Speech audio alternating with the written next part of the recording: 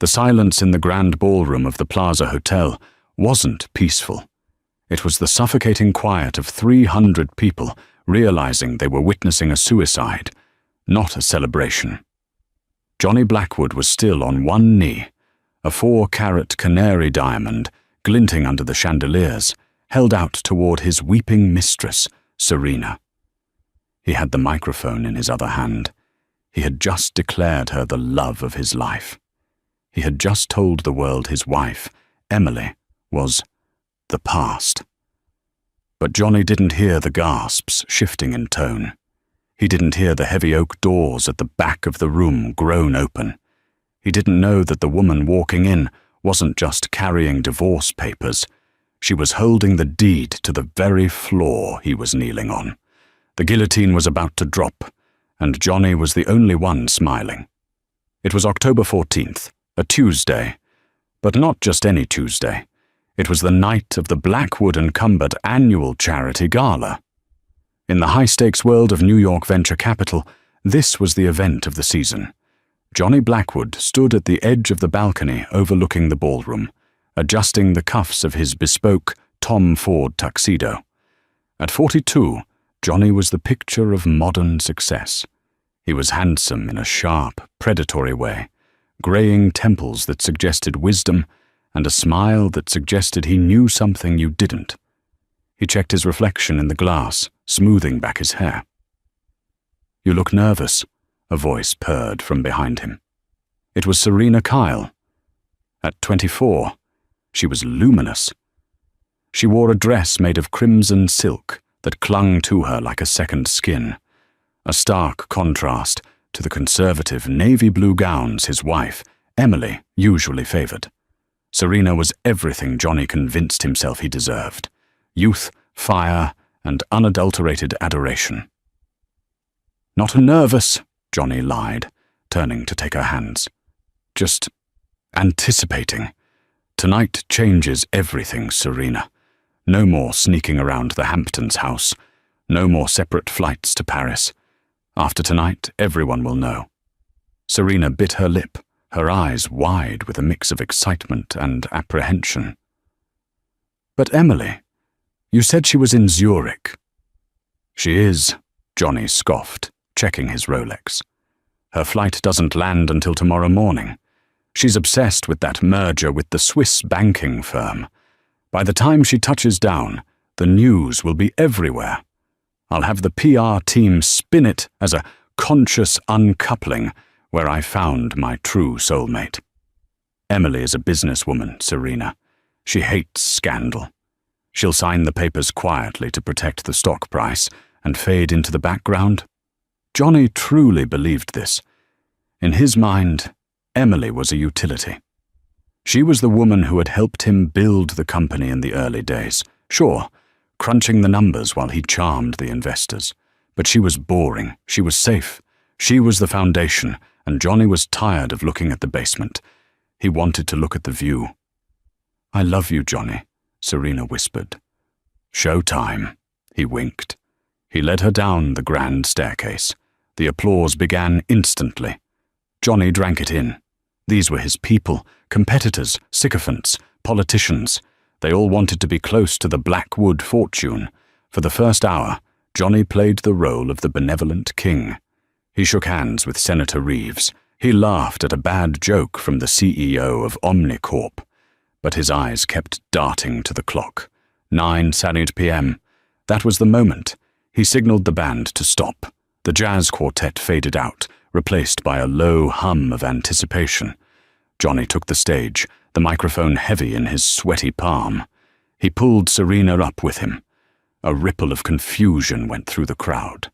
Wives whispered behind champagne flutes. "Where is Emily? Who is the girl in the red dress?" "Ladies and gentlemen," Johnny's voice boomed, echoing off the vaulted ceilings. "Thank you for coming tonight. We've raised millions for the Arts Foundation. But I want to make tonight about something more personal, about truth." He looked at Serena. The room went dead silent. "For the last 15 years, I have lived a life of obligation," Johnny said. his voice dropping to a practiced, emotional register. I built a company. I built a reputation. But I forgot to build a life for myself. I forgot what passion felt like until I met this woman standing beside me. The shock in the room was palpable. It was a physical wave. This wasn't just an affair. This was a public execution of his marriage. Emily and I, we have grown apart, Johnny continued, rewriting history in real time. We are essentially leading separate lives. But Serena has brought the light back into my world. He dropped to one knee. A collective gasp sucked the air out of the room. Phones were raised. Flashes popped like strobe lights. This was going viral before he even hit the floor. He pulled the velvet box from his pocket and snapped it open. The diamond was massive, vulgar, and brilliant. "Serena Kyle," Johnny said, loud enough for the back row to hear. "I don't want to hide anymore. I want to start our life tonight. Will you marry me?" Serena covered her mouth, tears streaming down her face, tears of victory. She nodded frantically. "Yes. Yes, Johnny." He stood up, sliding the ring onto her finger, and embraced her. The applause was scattered, awkward. People were too stunned to clap, too horrified to look away. Johnny didn't care. He kissed her, deep and long, claiming his prize. He pulled away, beaming at the crowd, expecting them to rally behind his courage. "To the future," he toasted, raising his glass. And then the sound system screeched, a high-pitched feedback whine that forced everyone to cover their ears. The massive double doors at the entrance of the ballroom didn't just open. They were thrown wide with a force that rattled the hinges. Standing there, framed by the hallway light, was not a ghost. It was Emily Blackwood. But it wasn't the Emily Johnny knew. The Emily he knew wore comfortable shoes and cardigans. This woman was wearing a structural, obsidian black gown by Alexander McQueen that looked like armor. Her hair, usually in a messy bun, was slicked back, sharp as a blade. She wore no jewelry except for a single vintage Cartier Panther brooch. And behind her, 4 men in dark suits, and behind them, 2 uniformed NYPD officers. Johnny's smile faltered. "Emily," he whispered, the microphone still live, catching his fear. She didn't scream. She didn't cry.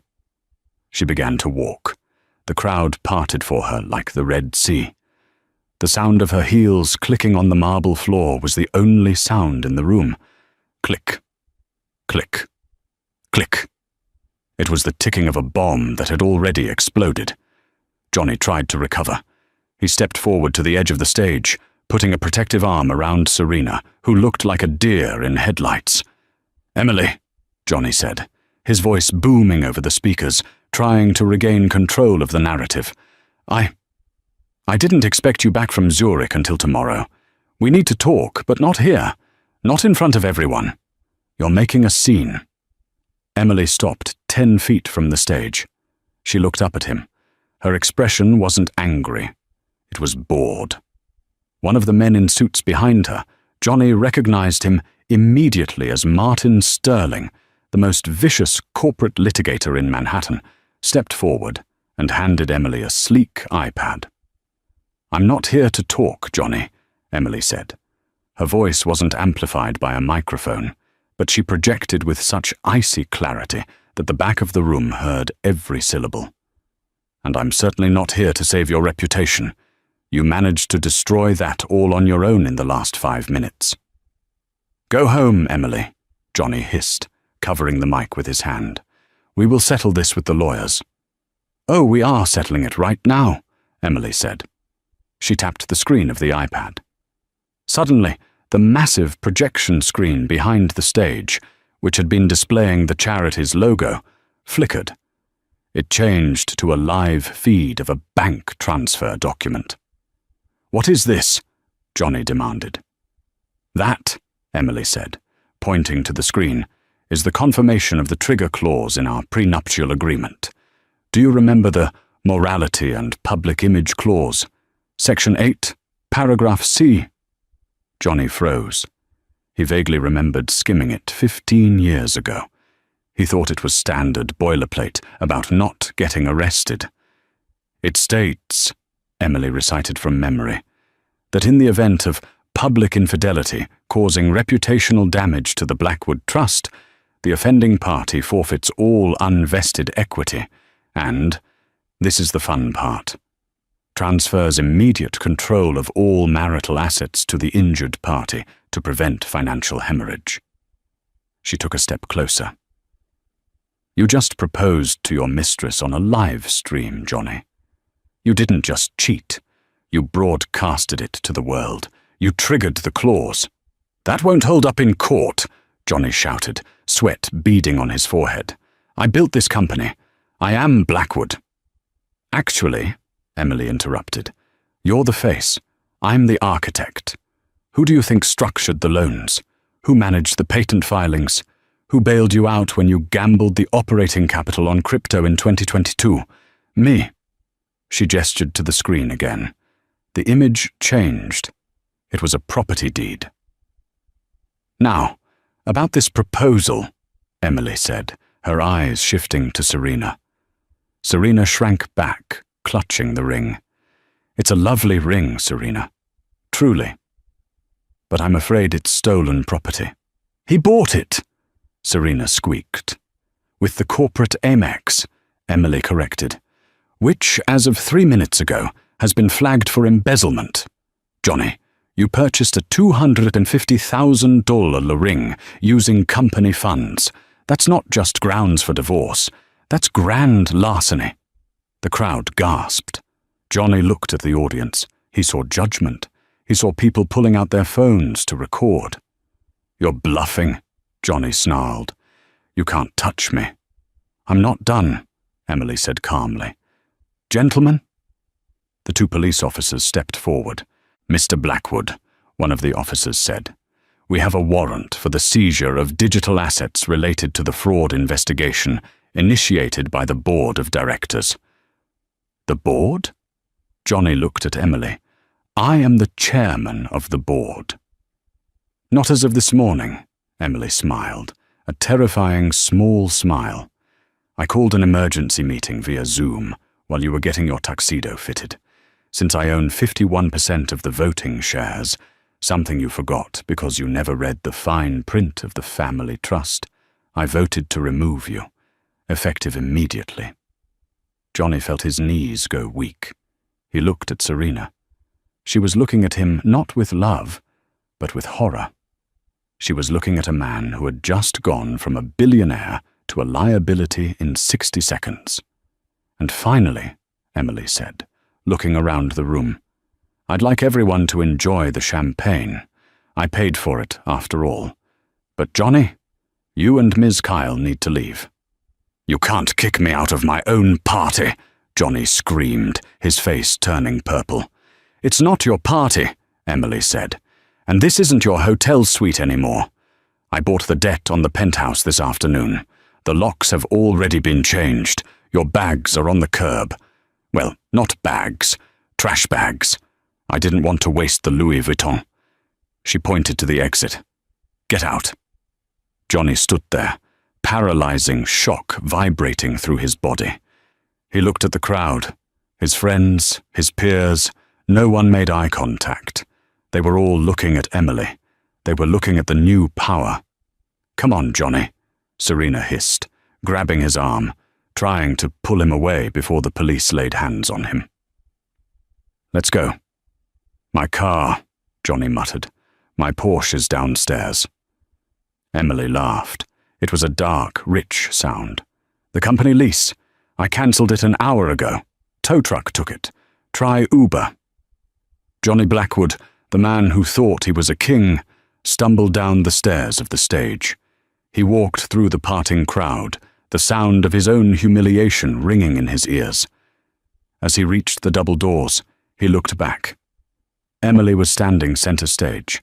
She took the microphone Johnny had dropped.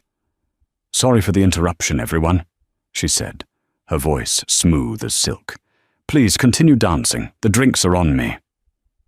The band struck up a lively tune. The doors closed on Johnny's back, but outside on the sidewalk of Fifth Avenue, in the cold October air, the nightmare was only just beginning. Johnny stood next to a pile of black garbage bags containing his Italian suits, holding the hand of a mistress who was already texting her backup plan, realizing he had absolutely nowhere to go. And Emily? She hadn't even played her ace card yet. The sidewalk outside the Plaza Hotel was cold, but Johnny felt a different kind of chill. It was the freeze of absolute social isolation. He stood next to 4 hefty bags, filled with his Italian wool suits and cashmere sweaters. The wind whipped his tuxedo jacket, the only thing he had left that looked like money. Serena was furiously tapping on her phone a few feet away. The glow of the screen illuminated a face that was no longer looking at him with adoration. It was a look of calculation. "Serena," Johnny said, his voice hoarse. "Stop looking at Twitter. It's just noise. We need to formulate a plan." "A plan?" Serena snapped, her voice shrill. "Johnny, you're trending, and not in a good way. The hashtag Jacama Isa Blackwood has 2 million impressions in 20 minutes. People are making memes of your face when the doors opened. You're a joke." "I am Johnny Blackwood," he shouted, causing a passing couple to veer away from them. "I am a visionary. Emily blindsided me, but she doesn't know who she's messing with. I have contingencies. I have liquidity she can't touch." He patted his pocket, feeling for his phone. "I need to call the pilot. We'll go to the Aspen house. We'll lay low, let the lawyers handle the injunction, and come back when the dust settles." He dialed the number for his private flight coordinator. "This number is no longer in service." The automated voice droned. He tried the direct line to the hangar. "Mr. Blackwood," the hangar manager answered, sounding awkward. "I've been instructed to inform you that the Gulf Stream has been grounded for maintenance, indefinitely." "Maintenance? It just flew yesterday." "It's a legal maintenance issue, sir. The tail number has been flagged by the ownership trust." Johnny hung up, his hand trembling. He looked at Serena. "Change of plans. We'll stay at the St. Regis tonight. Tomorrow, I access the Cayman accounts." He hailed a cab, an actual yellow taxi, something he hadn't sat in since 2008. The driver looked at him suspiciously as he loaded the garbage bags into the trunk. "St. Regis," Johnny commanded, as they slid onto the cracked vinyl seats. When they arrived at the St. Regis front desk, the night manager, a man Johnny had tipped thousands of dollars to over the years, wouldn't meet his eyes. "I'm terribly sorry, Mr. Blackwood," the manager said softly. "Your credit cards have been declined, all of them. The black card, the platinum, even the corporate travel card." "Run it again," Johnny hissed. "It's a glitch." "It's a code 10 decline, sir. That means pick-up card. It's reported stolen or compromised. I'm supposed to confiscate them, but for old time's sake, I'll just let you leave." Serena let out a sharp, hysterical laugh. "You have no money. You literally have no money."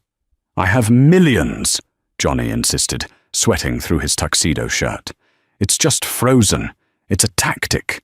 Emily is trying to squeeze me. I just need cash for tonight." He patted his pockets. He had a $20 bill and a breathless mint. They ended up at a Motel 6 near JFK Airport. The room smelled of stale cigarettes and industrial cleaner. Johnny sat on the edge of the sagging mattress, staring at the wall. Serena stood by the window, looking out at the highway. She was twisting the 4-carat diamond ring on her finger. "At least we have this," she whispered. She said it was stolen property, but possession is 9/10 of the law, right? "We can sell it. It's worth $250,000. That's seed money." Johnny looked up, a glimmer of hope returning. You're right. We sell the ring. We hire a shark lawyer. Someone dirty, someone Emily can't buy. We fight dirty. Serena looked at him. The look in her eyes was unreadable. Go to sleep, Johnny. You look old. Johnny flinched. He lay back, fully clothed, closing his eyes. He dreamed of the boardroom. He dreamed of Emily. But in the dream, she was a giant, and she was stepping on him. When he woke up the next morning, the sunlight was harsh, filtering through the thin curtains. "Serena," he called out, "I'm going to call Arthur Pence. He's the nastiest litigator in the city." "Serena?" The bathroom door was open. The room was empty. He sat up. "Serena."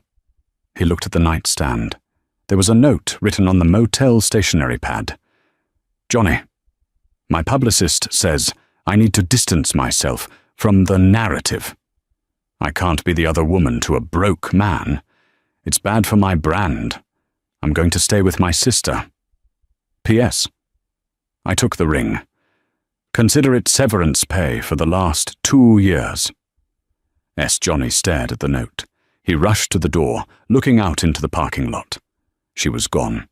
The ring, the stolen company asset, was gone. He was alone, in a Motel 6, with 4 bags of laundry and $20. And then his phone buzzed. A text from an unknown number. "Good morning, Johnny. The board meeting starts at 10 a.m. You're invited as a guest. Don't be late." Emily Johnny spent his last $20 on a fresh shirt from a discount store down the street and a subway ticket back to Manhattan. He looked disheveled. His eyes were bloodshot, his stubble was grey, and he carried the scent of desperation. He arrived at Blackwood Tower at 9:55 a.m. The security guards at the front desk, men he had employed for a decade, blocked his path. "Mr. Blackwood," the head of security, a large man named Tiny, said apologetically, "I can't let you up without a pass." "I own the building, Tiny," Johnny screamed, his composure finally snapping. "Actually, the building is owned by Nebula Holdings," Tiny corrected. "We have a visitor pass waiting for you. 45th floor only. Escort required." Johnny grabbed the plastic badge. It stung his pride more than the slap in the face would have. When he entered the boardroom, the atmosphere was funereal. The long mahogany table was fully occupied. The board of directors, 12 men and women Johnny had hand-picked, sat in silence. At the head of the table, in Johnny's chair, sat Emily. She looked fresh, rested, and terrifyingly calm. She wore a cream-colored suit that screamed executive power. Beside her sat Martin Sterling, her lawyer. "You're late," Emily said, not looking up from her papers. "I was, detained," Johnny said, pulling out a chair at the opposite end of the table. "Let's cut the theatrics, Emily. You made your point last night. You embarrassed me. Bravo. Now let's talk about reinstatement." One of the board members, a man named Clifford who had been Johnny's college roommate, cleared his throat. "Johnny, there is no reinstatement. We voted this morning. It was unanimous." "Unanimous?" Johnny looked around the table. "After everything I did for you, I made you all rich. You also exposed the company to a massive liability lawsuit regarding the misappropriation of funds for personal use," Emily said. "Specifically the Serena account. We've audited the books, Johnny. The penthouse in Tribeca, company expense, the trips to Bali, research and development. Please, it's fraud." "So what?" Johnny sneered, leaning back, trying to project confidence he didn't feel. "Fire me." "Fine. I still own 30% of the stock. I'll cash out. I'll take my payout and start a competitor. I'll build something better, and I'll crush you." This was the moment Johnny had been clinging to. He was the genius. He was the visionary. They were just money managers. Without him, Blackwood & Co. was nothing. Emily finally looked up. She took off her reading glasses and set them on the table.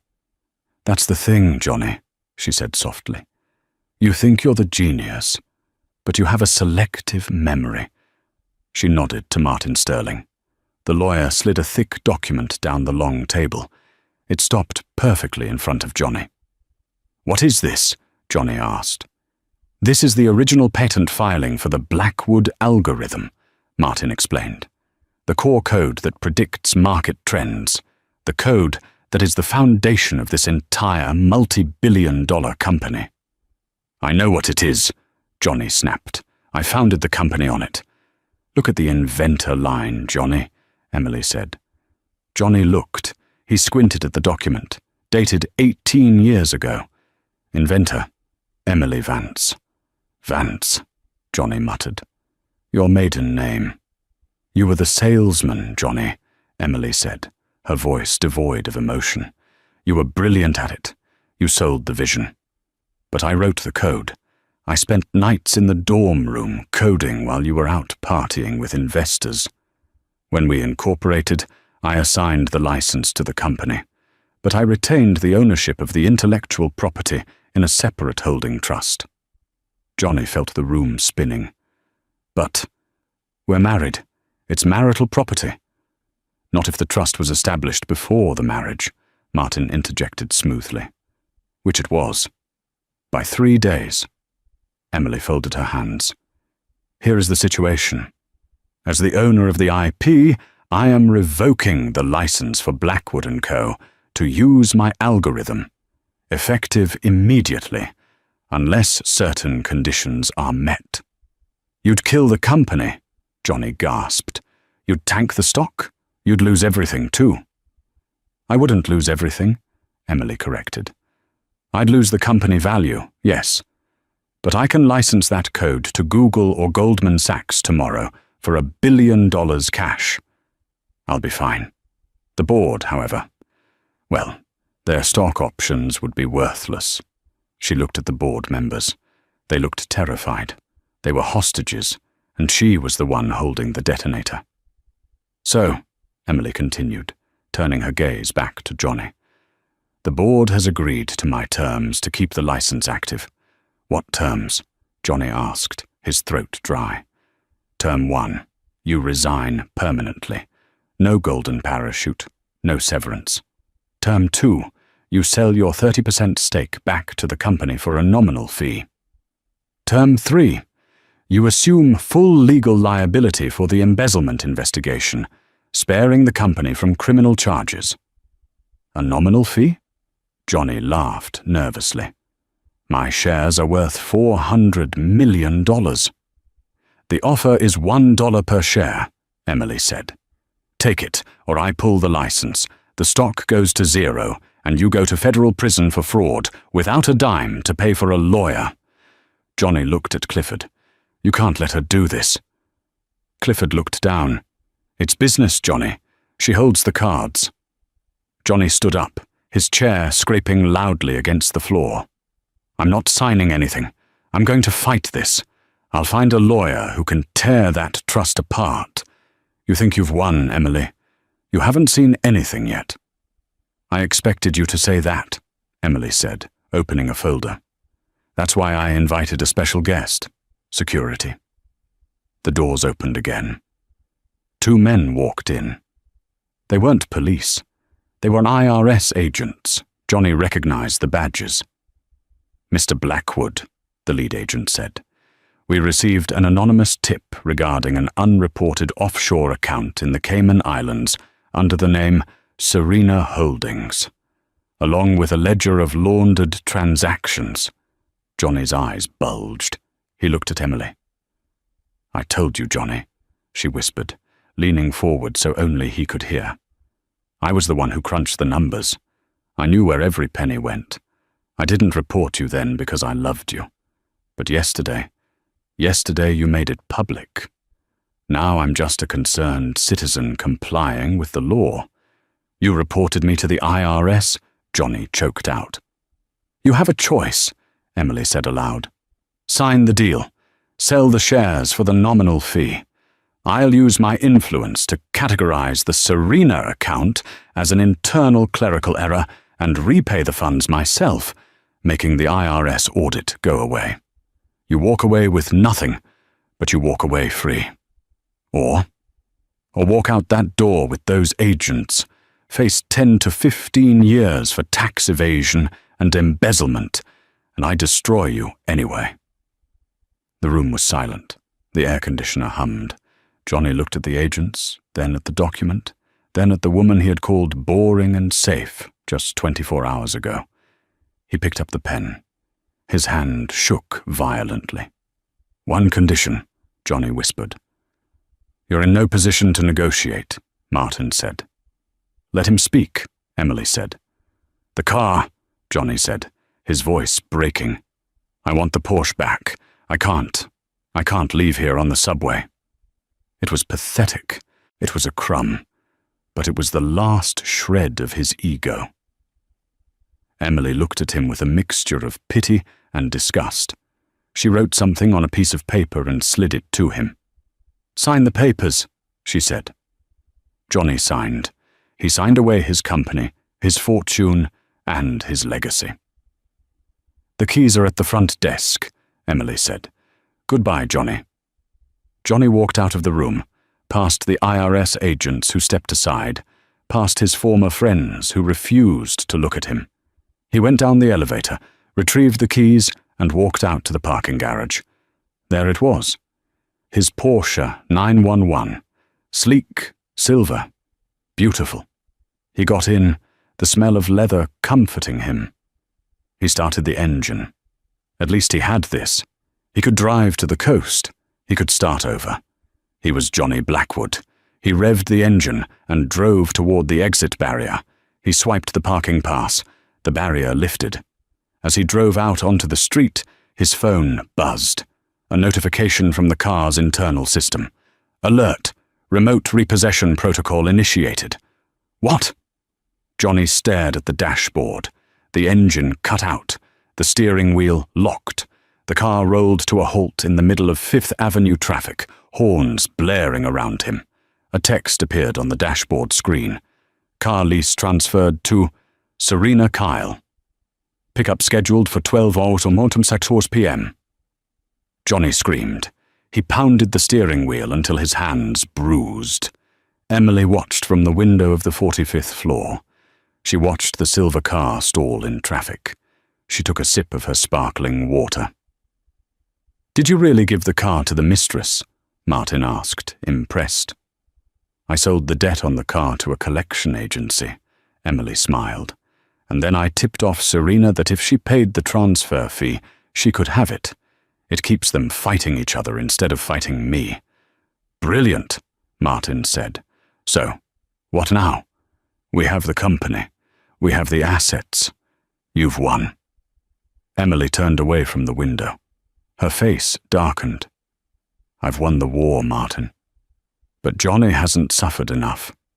He still thinks he's a victim. He still thinks he can come back." She walked to her desk and pulled out a file marked Project Phoenix.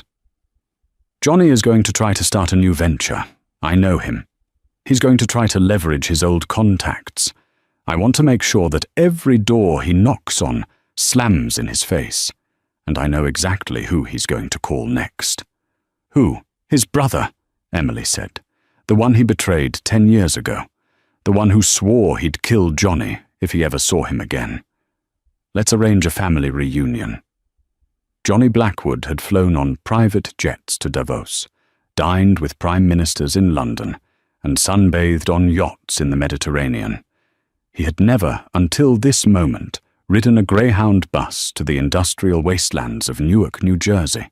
The bus smelled of diesel and despair. Johnny sat in the back, pulling his trench coat tight. It was a cheap coat he'd bought at a thrift store, a far cry from the cashmere he was used to. He had spent the last 3 days sleeping in a 24-hour diner, nursing a single cup of coffee, plotting his revenge. Emily had taken his money. She had taken his reputation. She had taken his company. But she had forgotten one thing. The Blackwood bloodline was resilient, and Johnny wasn't the only Blackwood. The bus hissed to a halt in front of a chain-link fence topped with razor wire. A rusted sign creaked in the wind. SB Iron and Salvage. Johnny stepped off into the mud. This was where his brother, Sebastian Bash Blackwood, had ended up. 10 years ago, when their father died, Johnny had produced a will that left the entire estate to him, cutting Sebastian out completely. Johnny had told everyone Sebastian was a drug addict, unstable, a liability. The truth was, Sebastian just wanted to build cars, and Johnny wanted to liquidate the assets to start his venture capital firm. He had forged a signature on a modified will, a secret he had carried to the grave, or so he thought. Johnny walked through the maze of crushed cars. The air tasted of rust and oil. Inside the corrugated metal office, a man was welding a motorcycle frame.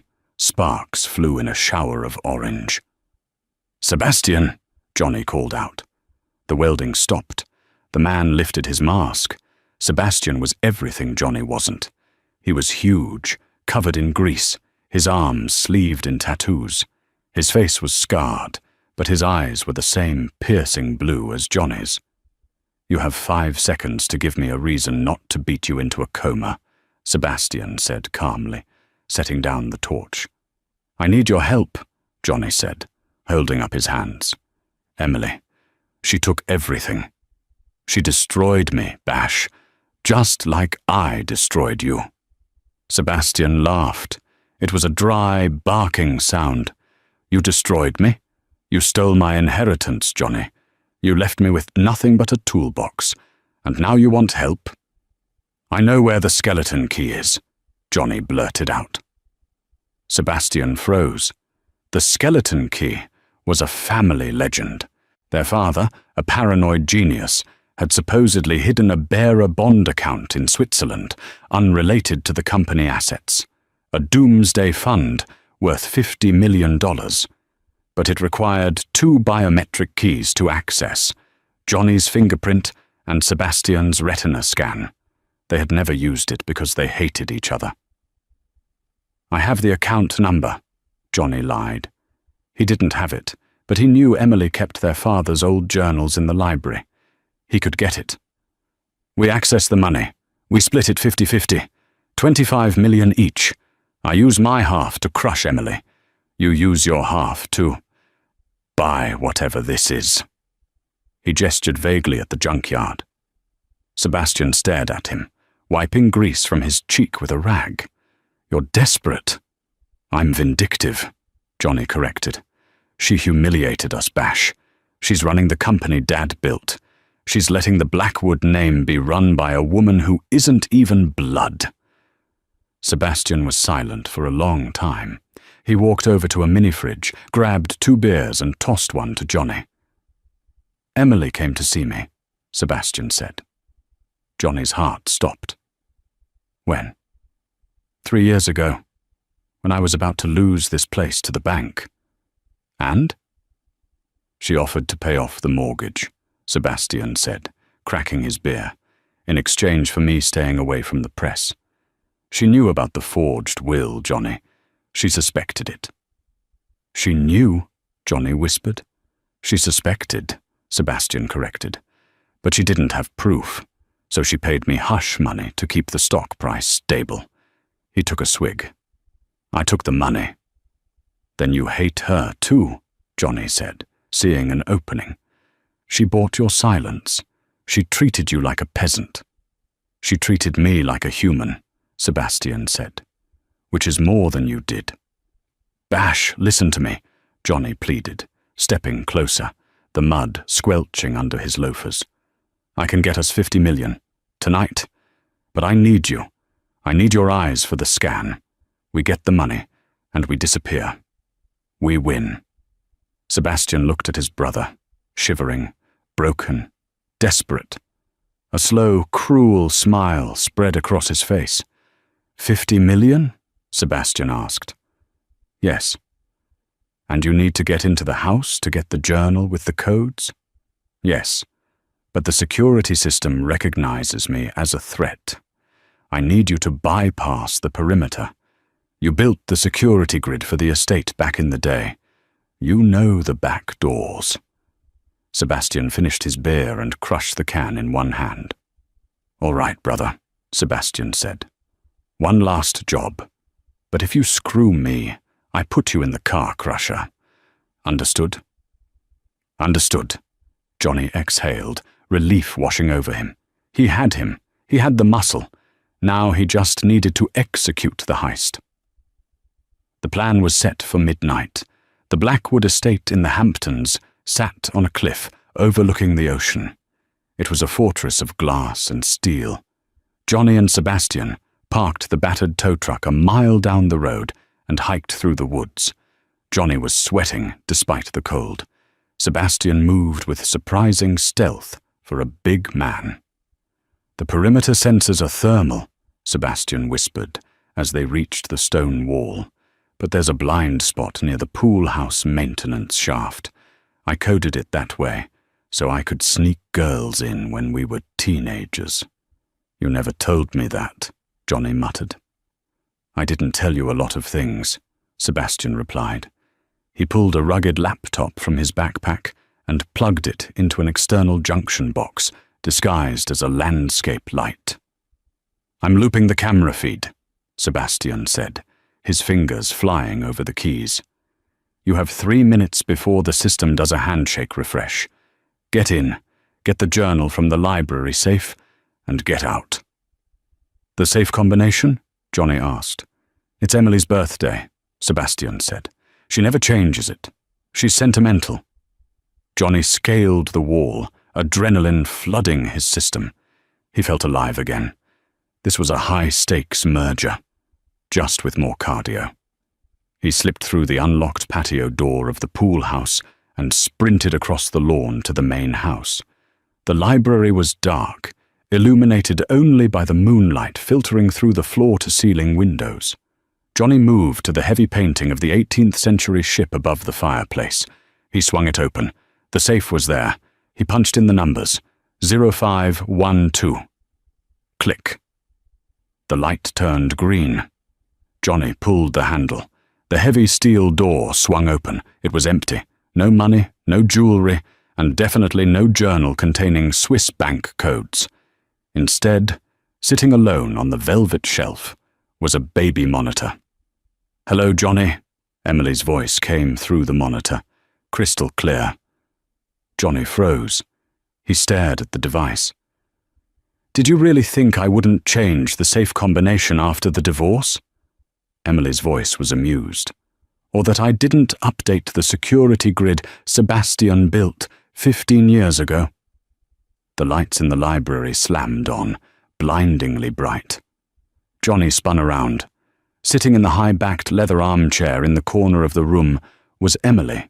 She was wearing a silk robe and holding a glass of red wine. And standing next to her, leaning against the bookshelves with his arms crossed, was Sebastian.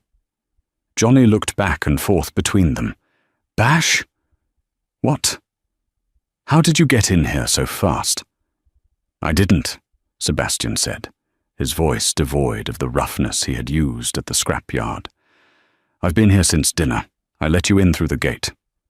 You set me up?" Johnny gasped, the betrayal hitting him harder than a physical blow. "I'm your brother!" "And she," Sebastian pointed to Emily, "is the only person who actually helped me when I was down.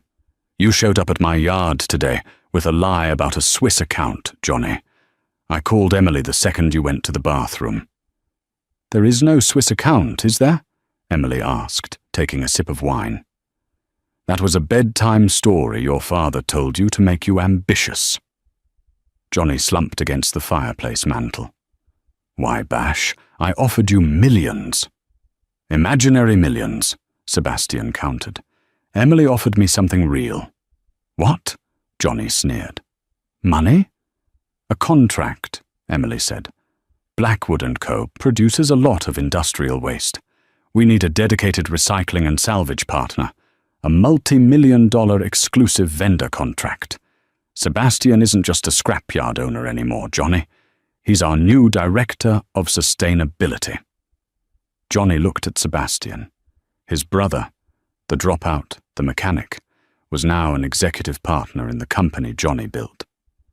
"So what happens now?" Johnny asked, his voice trembling. "You call the police? Breaking and entering?" "Oh no," Emily said, standing up. She walked over to him. "Police are messy, and frankly, putting you in jail is boring. I want you to be free, Johnny." "Free?" "Free to watch us succeed," Emily smiled. "But we do have a parting gift for you." She reached into the pocket of her robe and pulled out a small, folded piece of paper. "This came in the mail for you today, redirected from the penthouse." Johnny took it. It was a letter from the New York State Bar Association. "What is this?" "Open it." Johnny unfolded the letter. "Re. Johnny Blackwood, license revocation, due to findings of moral turpitude, fraud, and the public admission of embezzlement." "You can never work in finance again," Emily explained. "No trading license, no board seats. You can't even be a notary public." "And," Sebastian added, "I checked the VIN number on that tow truck you drove here. It's stolen. I already called the cops on the truck. They'll be at the end of the driveway in about 5 minutes. "You're sending me to jail for a stolen truck?" Johnny shouted. "No," Sebastian shrugged. "I'm letting you run. If you run fast enough through the woods, you might miss them. But you better start running now." Emily checked her watch. 4 minutes, actually. The local precinct is quite efficient. Johnny looked at his brother. He looked at his ex-wife. He saw a united front, a family he was no longer part of. He didn't say a word. He turned and bolted out the patio doors, sprinting across the manicured lawn, scrambling over the stone wall, and plunging into the dark, thorny woods. As he ran, branches tearing at his cheap coat, he heard the sirens wailing in the distance. He was 42 years old. He had an IQ of 140. He had once been worth $1 billion. And now he was running from the police in the dark, terrified, while his wife and brother toasted to his demise in the warmth of his former home. But as Johnny lay in a ditch, waiting for the police cruiser to pass, a dark, cold resolve settled in his chest. They had made one mistake. They had left him alive, and Johnny Blackwood had one card left to play, a card so dangerous, so self-destructive, that he had never dared to touch it. Until now. He reached into his sock and pulled out a tiny waterproof USB drive. It wasn't the Swiss codes. It was something he had stolen from the company servers 5 years ago. The black box. The unencrypted client data of every major politician and CEO they had ever worked with. Emily thought she had won the game. Johnny was about to flip the board over. Johnny Blackwood lay shivering in the cold, damp ditch for what felt like hours. The police sirens had faded, replaced by the chirping of crickets and the distant roar of the ocean. He clutched the tiny USB drive in his hand, the black box. It was his last, most volatile weapon. He had compiled it over years, a meticulous backup of every sensitive client file, every questionable lobbying effort, every insider trading tip that had ever crossed his desk. He had called it his mutually assured destruction file, something to keep everyone honest, especially himself. He never thought he'd have to use it. He finally stood up, aching and mud-stained. He couldn't go back to the scrapyard. He couldn't go to any of his old haunts. He needed a place to lie low, a place where no one would recognize him. He walked for miles until he reached a desolate stretch of highway. He hitched a ride with a long-haul trucker to a small, nondescript town upstate. There, he checked into a rundown motel using the last of the cash he'd had stashed in his watch band. The next morning, his hands shaking, he found an old internet cafe, the kind of place with sticky keyboards and slow connections. He inserted the USB drive.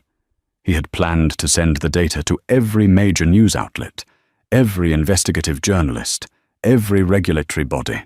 He would watch the entire financial world burn. If he couldn't have Blackwood & Co., no one would. Emily would be exposed, and so would everyone else. He would bring down titans. He would be remembered, even if it was as a villain. He opened the folder labeled Client's Black Box. Thousands of files, each containing secrets that could ruin lives, corporations, and political careers.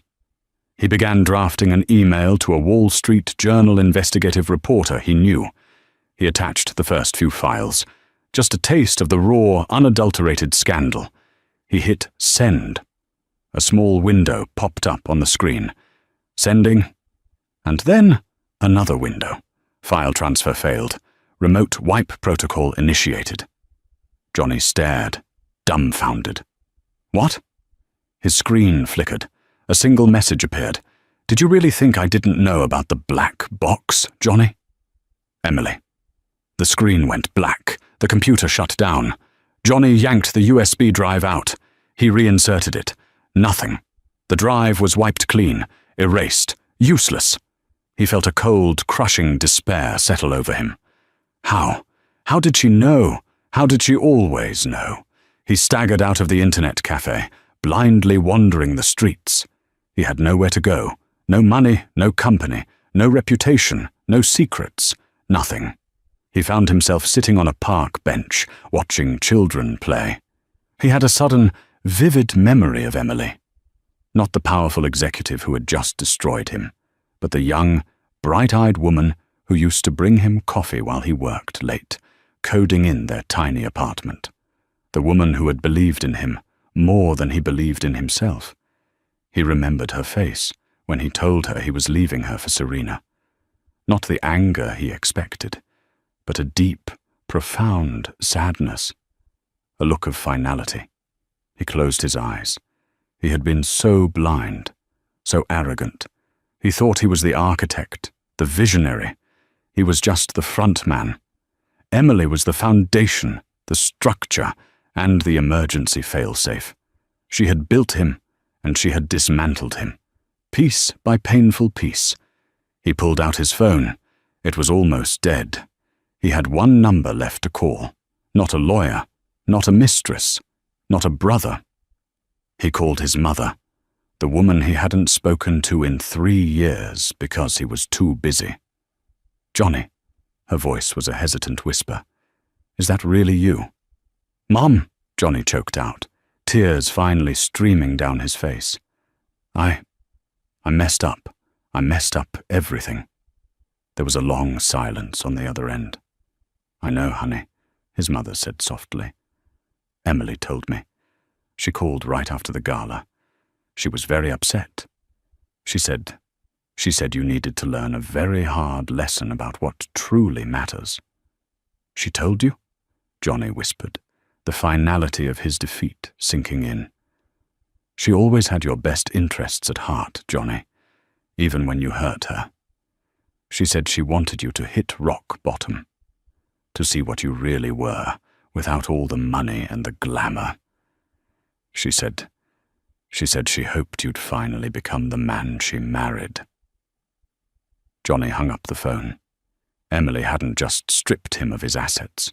She had stripped him of his illusions. She had orchestrated his entire fall, not just as revenge, but as a twisted, painful act of tough love. She hadn't wanted to destroy him completely. She wanted to rebuild him from scratch. But Johnny didn't know if he had anything left to rebuild. He was an empty suit, a hollow shell. He looked at the children playing, their laughter ringing in the autumn air. He had lost everything. He had traded a loyal, brilliant partner for a fleeting affair, and in doing so, he had destroyed his own kingdom. He finally understood. Emily hadn't just walked in with divorce papers and assets. She had walked in with a mirror, and she had forced him to look at the monster he had become. The sun began to set, casting long shadows across the park. Johnny Blackwood sat alone, watching the world move on. A man who once had it all, and now had absolutely nothing but the crushing weight of his own regret. His public proposal had been his grandest declaration of love. It had also been his most spectacular, self-inflicted execution. The King of Glass Houses had shattered his own reign. And there you have it, folks, the spectacular, jaw-dropping downfall of Johnny Blackwood. A man who thought he could have it all, only to learn that pride truly does come before a very, very public fall. Emily Blackwood didn't just win. She orchestrated a masterclass in revenge, turning betrayal into triumph with surgical precision. What did you think of Johnny's fate? Did he get what he deserved, or was Emily too harsh? Let us know in the comments below. We want to hear your takes on this epic drama. If you were captivated by this story, imagine what other secrets and scandals we have waiting for you. Don't forget to like this video, share it with anyone who loves a good twist, and most importantly, subscribe to our channel and hit that notification bell so you don't miss our next shocking storytelling experience. Until next time, remember, in love and war, never underestimate the quiet one.